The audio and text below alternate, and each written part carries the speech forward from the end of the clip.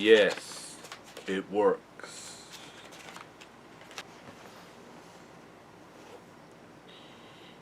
You know, when you look at an HDMI cable like this, you might say that there's nothing really wrong with it, seeing as though it has everything you need to make sure it works. It has a rounder edge, a rounder grip, or whatever you want to call it. So that way it will automatically connect into your device without a problem. Now this here is one of the cables that came with my Ruco device. But it could also be one of the cables that came with my video capture device. And the reason I say that is because, as you can tell, it's not very long. It's barely 2 feet when you think about it. It's a 2-foot cable. Now, what I have connected the monster is 4-foot cable. Now you might say, well, didn't you have one before? Yes, but here's the problem. That cable, depending on where I got it from, was very flimsy. It worked at first. As I adjust my camera here, I do apologize for that.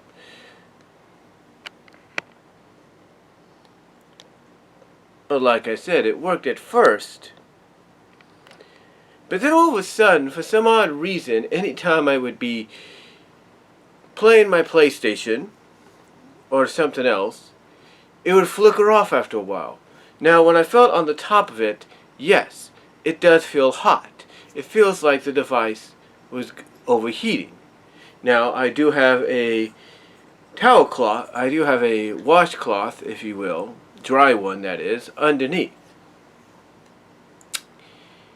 But to say that that's not really the case would be an understatement. Because even though I would unplug the system and let it cool off for a while, and yes, it would work afterwards, it still started to act up at times. Sometimes it wouldn't, sometimes it would. Recently it started to do that more so than ever, even after I let it cool off. So what did I do? I took the HDMI cable I had connected to it, which was not this one, but basically one that's about, I would say, 2 to 3 feet longer. I disconnected it and replaced it with a monster cable. A monster HDMI cable. Now, this cost me about $10 to get. Now, I've read online, and obviously I've seen online, and I have heard people say that these monster cables go for a lot more.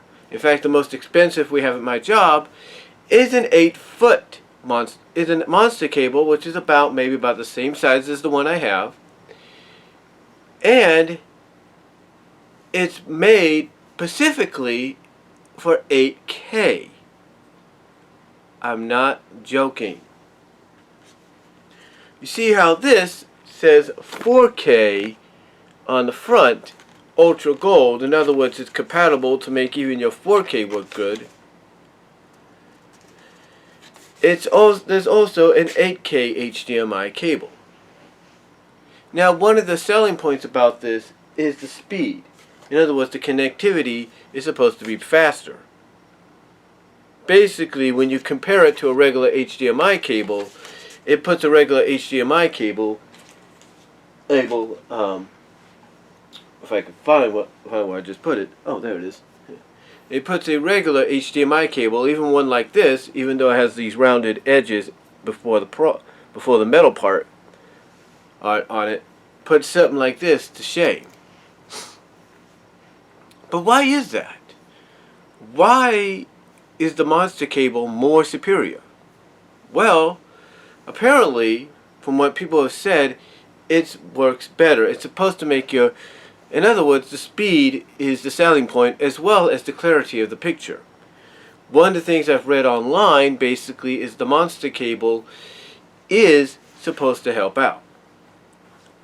Now the monster cable I do have, as you'll probably see in this video, like I said, I recently bought it at my job.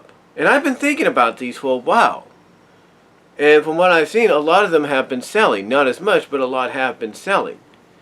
And the only reason some have been selling is due to the fact that they're very popular. I've watched several videos, just a little bit to get an idea, and monster cables were once associated with Best Buy.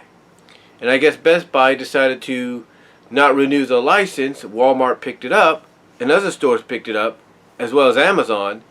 But Best Buy decided to go with another company. But long story short, everybody has said the same thing from what I understand about these monster cables. Either it's through written reviews on Amazon, Walmart, or videos on YouTube. Everybody has said the same thing. These monster cables are the way to go because of the way they're built. Basically, the diorama here, if you can see that, shows you how they are built. Basically, the top portion is the monster cable, and it clocks in at 21.0 Gbps, gigabytes, if you will. It clocks in at approximately 21.0 Gbps. And it compares itself to, let's see, a premium cable, which is the red. To them, the premium cable clocks in at 18.0 Gbps, and a standard high-speed cable clocks in at 10.2 Gbps. So in other words, they're saying you get almost about 10 times the speed. And when it comes to the 8K ready cable, it's supposed to be a lot faster than that. Well, I'll tell you this, the moment I plug this cable in, I tested it out with a variety of other devices. Yes, I connected it as you see to my video capture device, but I also decided to test it out with other devices. So I would take out the PlayStation, put it on my DVD player. I took the DVD player out, put it in my Nintendo Switch. And every single one of them worked without a problem. There was no, okay, it's going to mess up and all that.